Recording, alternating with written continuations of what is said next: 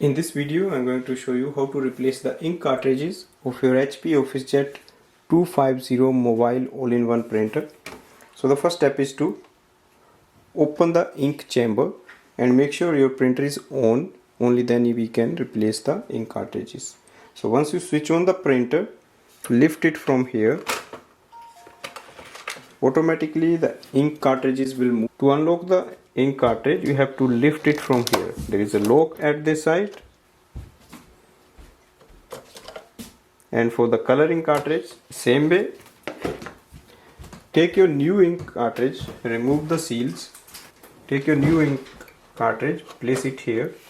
Push it under the lock and then push this lock. Once you hear the lock sound, that means it is installed properly.